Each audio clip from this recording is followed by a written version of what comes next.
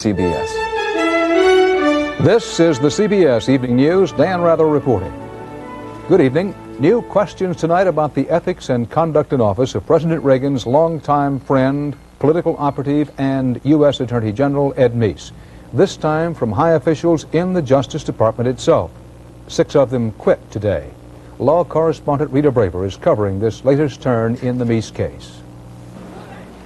The Attorney General would not comment today on the mass resignations of 6 high-ranking Justice Department officials in what insiders say is a protest against Meese's own ethical conduct.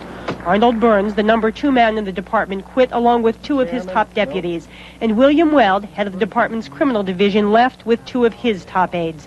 Burns and Weld tendered their letters of resignation through White House Chief of Staff Howard Baker. I don't think I'm going to get into the substance of this time. I went over the situation with Senator Baker in a meeting this morning and with Attorney General Meese at a meeting this morning. Attorney General today expressed his appreciation for their service.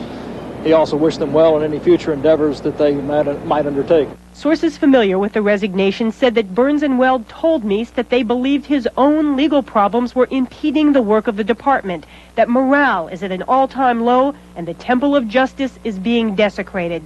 Meese is under investigation by an independent counsel for his role in helping the WedTech defense contracting company and for pushing a plan for an Iraqi oil pipeline. Sources say the officials who resigned today do not know if Meese will ever be indicted, but believe that with an attorney general, there can't even be the appearance of impropriety. And with Meese, every day that appearance grows stronger and stronger and stronger.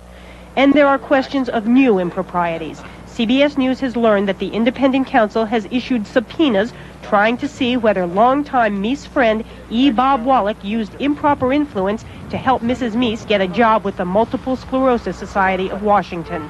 Wallach has already been indicted in the WedTech scandal and is implicated in the Iraqi pipeline. The resignations prompted congressional concern. For the sake of the Justice Department and public confidence in it, he should step aside, and he should have done that a long time ago. When that many people just leave suddenly, I mean, there must be something that's affecting their morale, and I imagine the White House would have something to say on it soon.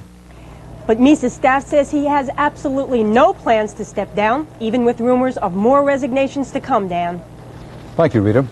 The attitude of President Reagan and Vice President Bush was, this is no big deal, resignations happen every day.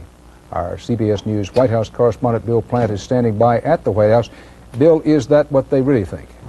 Well, Dan, sources tell CBS News that Arnold Burns and William Weld came to White House Chief of Staff Howard Baker last week looking for help.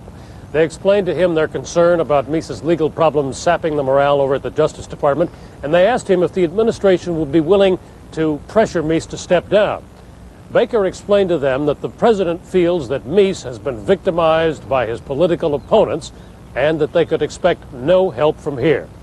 So the 2 officials called back yesterday and informed Baker of their decision to resign. Is that action likely to change the president or vice president's mind? Well, Dan, the president has apparently been reminded that these 2 men were the attorney general's appointees, his loyalists, not his enemies. And sources say that Mr. Reagan is aware of the gravity of the situation, but that doesn't mean that the White House is likely to do anything. Those here who think that Meese ought to go, and there are a number of them, are simply hoping that more protests at the Justice Department may convince Mr. Meese to step down voluntarily. Dan? Thanks, Bill. President Reagan's spokesman today expressed outrage at last night's beatings of U.S. journalists and opposition leaders in Panama City. He said, and I quote, "There are limits to our patience." While Reagan aides continue to insist that nothing is in the works, talk of a U.S. military intervention is getting louder. And our coverage about it begins with Richard Roth in Panama. It wasn't gunboat diplomacy that brought the USS Okinawa to Panama today, the Navy said. It was just a routine transit of the Panama Canal, scheduled several months ago. Not so routine was a proposal in Washington to keep the warship here a few days longer, a powerful symbol off Panama's coast. Panama today was rich in symbols, shuttered storefronts, a sign that the strike designed to put economic pressure on the Noriega regime was still strong, 9 days old. Most of the strike's organizers, though, had gone underground. From a hiding place here in a phone call to Ambassador Juan Sosa in Washington, Chamber of Commerce President Aurelio Barria described last night's government crackdown on the opposition. We feel like hostages that the government wants to keep for negotiation. We are running out of peaceful alternatives in Panama. We are running out of time. A military spokesman said the troops who stormed a hotel last night planned to arrest only political opponents of the government. But they got carried away in their zeal, he said, the only comment offered by way of explanation for the beating and detention of several journalists, including a CBS News cameraman. Catholic Church officials for the first time today joined the public chorus calling for Army General Noriega to step down. But there were also developments Noriega could interpret as positive symbols, even signs of support. Government sources claimed a tentative agreement has been reached for banks to reopen for restricted business Thursday. And dock workers decided this afternoon they'd rather get their government paychecks than continue a protest strike. They voted to go back to work. Richard Roth, CBS News, Panama City.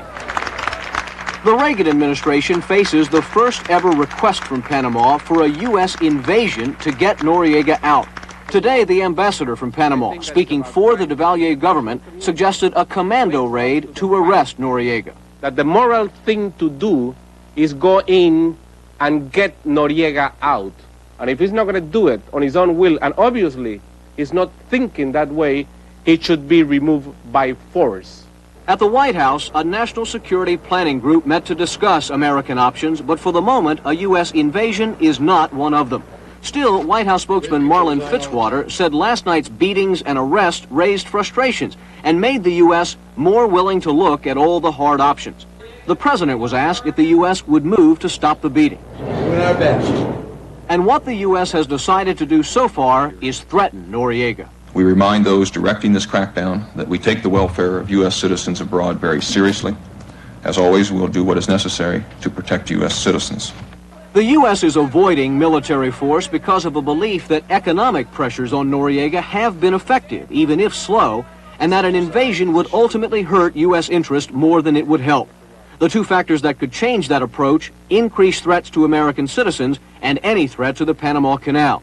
On Capitol Hill today, there were allegations that Noriega has already tried to sabotage the canal and that military force is now justified. If we are really going to demonstrate that we're a great nation, we had better come together to take the kind of actions that will lead to Noriega's removal, and quickly. This new request for military force is also a form of pressure just by itself. Noriega need only remember the last time a friendly government asked for U.S. troops, 3,200 paratroopers landed in Honduras. Wyatt Andrews, CBS News, the State Department. Late today, 22 Latin and Caribbean countries meeting in Venezuela urged President Reagan to end what they called, this is their word, coercive economic sanctions against Panama.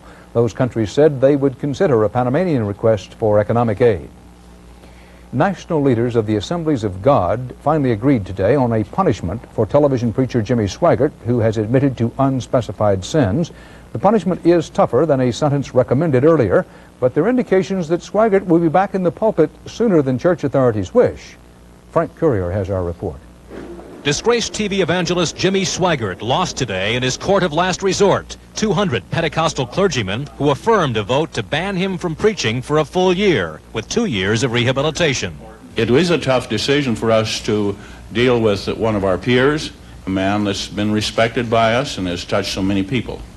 Sources tell CBS News that Swaggart may defy the order. The year-long ban overturns a lower church ruling to suspend him for only 3 months, following Swaggart's February confession to moral sin, alleged sexual encounters with a New Orleans prostitute. I have sinned against you, my Lord. Swaggart's dilemma, some say, is more financial than spiritual. His TV ministry is worth $142 million a year. In order for him to accept this decision, it's going to be an enormous financial expense to his organization. So I think the dilemma he's in right now is what's going to have top priority. Swaggart is expected to announce tomorrow he will soon resume preaching and resign his affiliation with the Assemblies of God, taking with him the $12 million he contributes annually to the national church. In his narrow view of theology, God's forgiven me, God's cleansed me, therefore why shouldn't I preach? It's what Swaggart's wife Frances hinted on Sunday's church telecast. You know, in just a few weeks, Jimmy's going to be back on the air. ministering to youth. While there's agreement here, 1 year off the pulpit is just punishment for moral misconduct. There's also fear that fallout from the scandal will have a deep, long-lasting impact on the church and on Swigert, who will need millions of dollars to revive his fire-breathing theater of the gospel. Frank Courier, CBS News, Springfield, Missouri. Still to come on the CBS Evening News. Correspondent Harold Dow on why the next battles in the war on drugs will be fought with machine guns. And Susan Spencer on a new way to save children from blindness.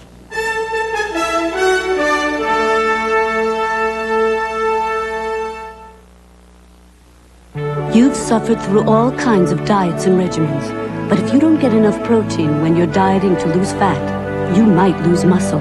Protein can help you keep muscle while you lose fat, and Special K has the highest level of dietary protein available in a cereal.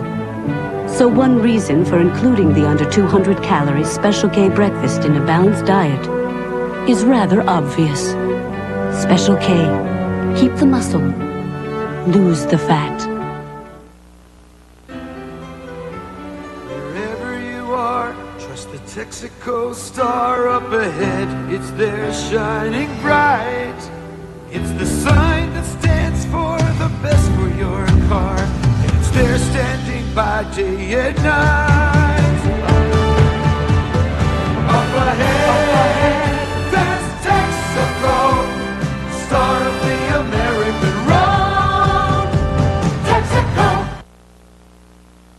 We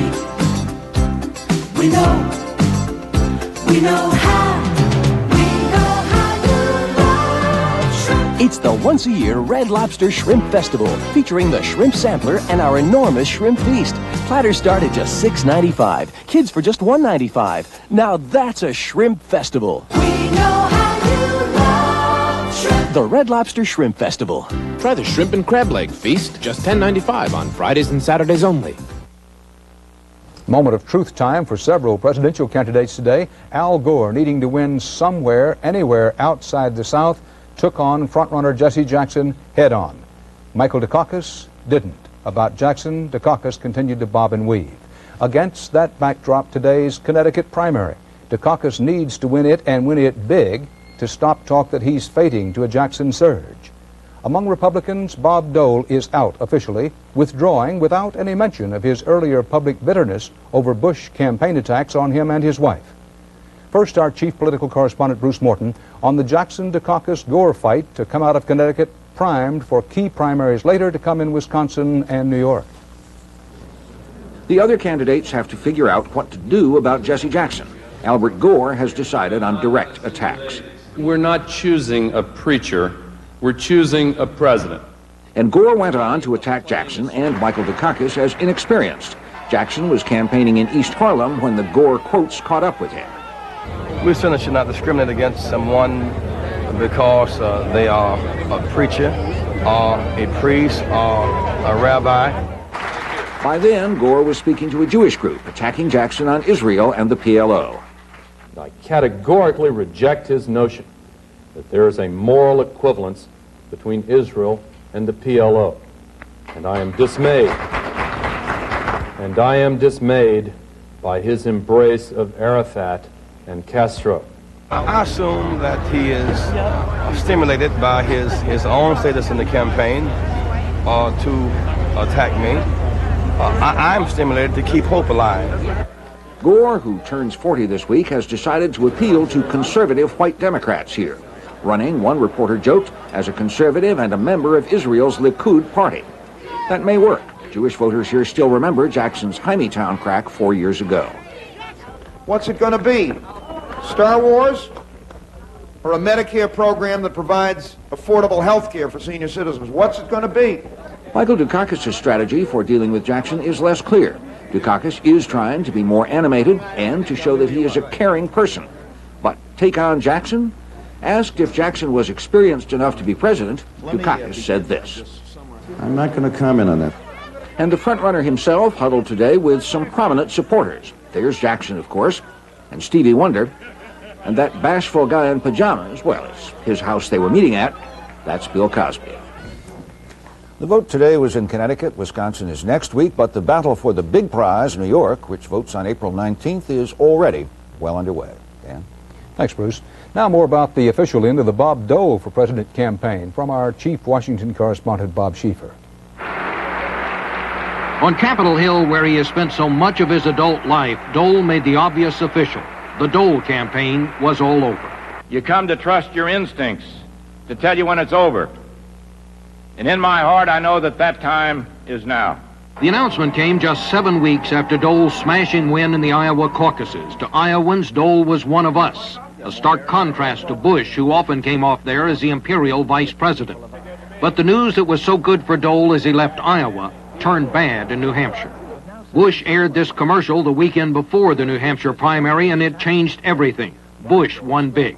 And he just won't promise not to raise taxes. The ad itself was very devastating, but frankly, the campaign should have been prepared for it. Dole never recovered, and you could sense a campaign unraveling. With top advisors feuding, Dole was never able to cut through Ronald Reagan's popularity and make an effective run at Bush.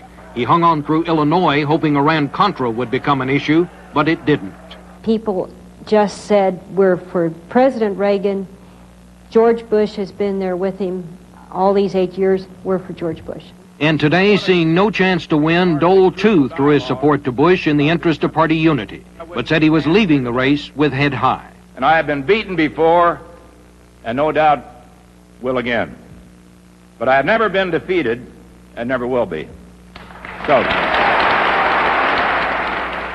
Bob Schieffer, CBS News, Washington. There was a big bounce back today for the government's main measure of future economic activity. The Commerce Department said its index of leading indicators jumped 0.9% in February. That followed several months of shaky performance after October's stock market crash. Analysts call today's report a sign that the nation will avoid a recession this year. One area hit hard by Wall Street's Black Monday was housing, but today the Commerce Department reported that sales of new single-family homes soared more than 20% in February. That's the first monthly advance since October and the biggest gain in almost 2 years.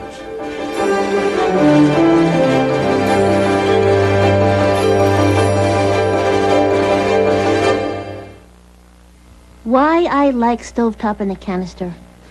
Where I work, I never know when my boss will drop in and shout, "Let's party, men." So what do I make the whole crew to eat? Stovetop in a canister. It's wonderfully neat. It's the stuffing they love, and I make it by the cup for 2, 6, or 8. Whoever shows up, there's always enough. And you know what's nice? We redo the scene so we can eat it twice. Stovetop stuffing in the canister. Do it yourself. Do it for yourself. Do yourself proud with Minwax and wood. Get a beautiful color that's like no other. With Minwax wood finish to highlight the grain. And for lasting protection, it's absolute perfection.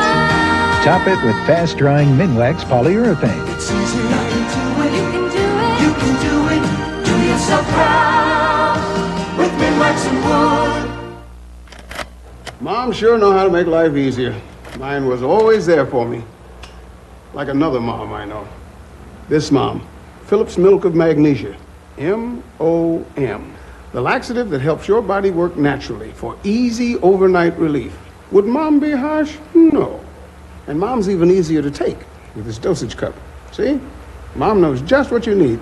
So when you run into trouble, remember, nobody treats you better than mom. A judge in Towson, Maryland today sentenced a former Conrail engineer to 5 years in prison for causing 16 deaths in Amtrak's deadliest accident.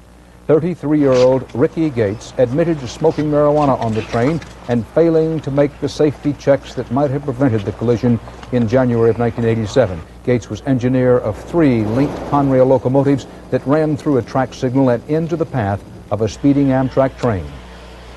In the search for answers to the drug trafficking plague all across America, a New York judge has come up with a new one. Under a state law to compensate crime victims, the judge ordered a convicted heroin dealer to pay more than $2 million for treatment of drug addicts. $2 million can be pocket money to the drug traffickers who are dragging down whole neighborhoods with their heavy money, heavy violence, and increasingly heavy firepower. Correspondent Harold Dow has investigated the fact, and it is a fact, that U.S. agents are being outgunned now in the war on drugs and what's being done about it. The firing line is ready. Drug dealers are so well armed, and the drug war has gotten so dangerous that the feds are reaching for the machine gun. Our intention is to arm every DEA agent with a submachine gun. The Colt 9mm machine gun is lightweight, fully automatic, can fire 52 rounds in a matter of seconds, and is easy to conceal.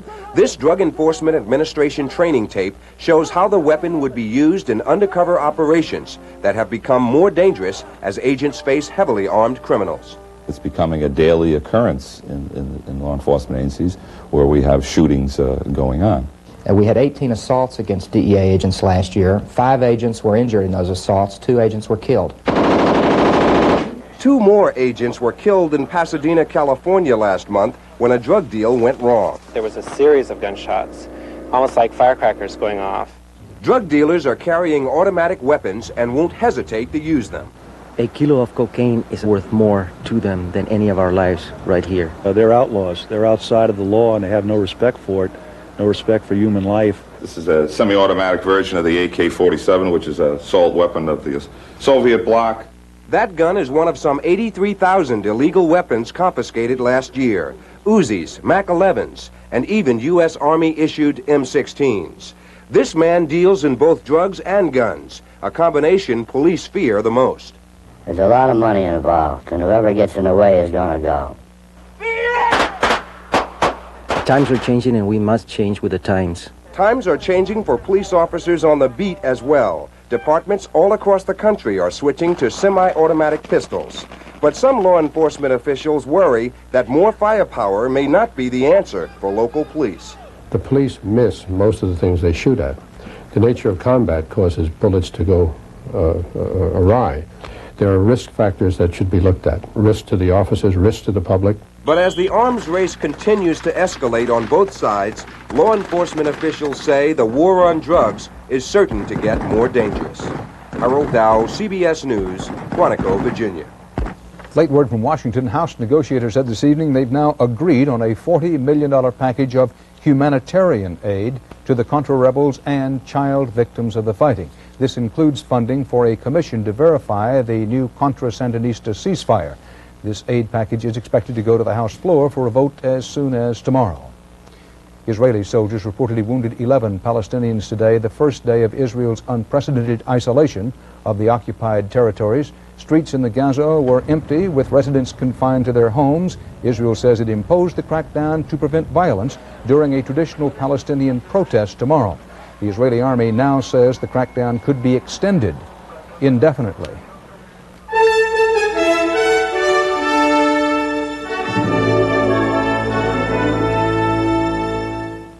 Nothing should come between you and your pet. Set the Hearts 2-in-1 collar. The collar that kills fleas and ticks for 5 months. Keeps them off your pet and out of your home. Go ahead. Hug, snuggle, tickle him. The Hearts 2-in-1 collar lets you get close to your pet without getting close to fleas and ticks. If you want to hug a happier pet and have peace of mind, get the Hearts 2-in-1 collar. Oh, look at the time. I gotta get some Z's. Nitol will help you get your Z's. Nitol helps you feel drowsy so you can get your Z's. Nitol will help you get your Z's. These days, you gotta stay on top of things, because times have changed. This small pickup, the Ford Ranger, now outsells Toyota. And what's more, Ranger has more features and a lower sticker price than Toyota. Features like tachometer, interval wipers, and light group. Plus, Ranger's got a fuel-injected engine. And to top it off, Ranger has a 6-year, 60,000-mile powertrain warranty. Toyota doesn't. Sorry to burst your bubble, Toyota, but Ranger's on top now. Now, during Ford's Leadership Celebration, get a $500 cash bonus on Ranger. Daybreak on the mountain, smooth coffee blend in your cup. And when it tastes your way, it's necessarily Nescafe. Great coffee blends to taste your way. That's necessarily Nescafe. And finally tonight, word of a medical treatment that could help hundreds of babies every year. It promises the gift of sight. CBS News medical correspondent Susan Spencer reports. Ronnie Barnes was born 4 months early with a disease called retinopathy, which each year causes blindness or serious vision problems in 1 in 10 premature babies. He can see to play with his toys today because of a new treatment, one that doctors feel will save the sight of many children at risk by freezing part of the eye. The study results you will hear today represent the most significant treatment advance since the disease was first recognized more than 40 years ago. The effects of this disease can be devastating. In a normal baby's eye, the blood vessels develop slowly. But in a child with this problem, they grow wildly. In severe cases, scarring and blindness result.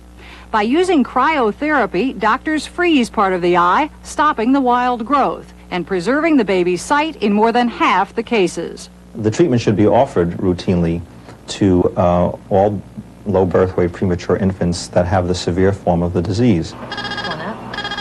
Though its exact cause isn't known, retinopathy seems to be in part the downside of high technology. It first surfaced when doctors began using pure oxygen in incubators. That problem is now largely solved, but mysteriously, as younger and younger babies are saved today, doctors find themselves facing a second epidemic. We have been in the unenviable position of being able to document the progress of retinopathy in a given baby and not do anything about it. With the apparent success of this new treatment, that should change, and more kids like Ronnie will see why that's good news. Susan Spencer, CBS News, Washington. And that's tonight's CBS Evening News. Dan Rather, see you tomorrow. Good night. Got a lot of eggs there. Oh, you know what I always say. Easter ain't Easter without eggs. Just look at this day. It's going to be a real great Easter. Smoke all these yourself? You know what I always say. Easter ain't Easter without a ham. Hey, didn't I put my eggs there? That's the FTD Easter basket bouquet. Real nice. You know what I always say. Easter ain't Easter without flowers. The FTD Easter basket bouquet. Bright spring flowers in a colorful Easter basket. To stack up the Totals vitamin nutrition, it takes almost 3 bowls of Special K. I'm eating shredded wheat. You're eating 12 bowls. Better loosen your girdle, Gloria. Total has 100% of 9 vitamins and iron and is rich in calcium. That's a stack of nutrition. In just 1 bowl. Oh, geez, I'm sorry, Mr. Santucci, I'm sorry. You see, they printed our company logo sort of upside down, but it's kind of cute. It looks like a little squirrel. If you're not using PIP to handle your printing, you should know we also do resumes. How's Mrs. Santucci? Introducing new A1 poultry sauce, our first sauce ever meant just for chicken.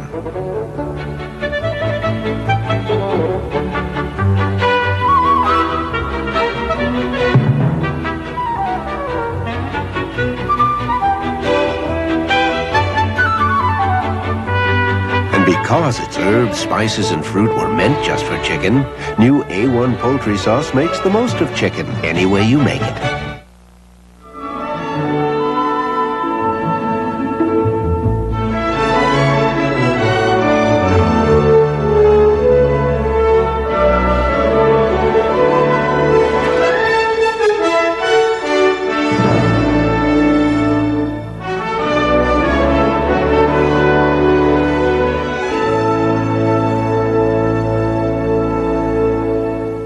I'm Harry Smith. And I'm Faith Daniels. Tomorrow, the dangers of lead poisoning, still a major problem in American homes. Also, how men feel about themselves on CBS This Morning. This is CBS. Coming up on Eyewitness News, find out why a strike may bring MTA bus service to a standstill. And did this man offer to pay someone to kill a sheriff? That's the charge. We'll have the story.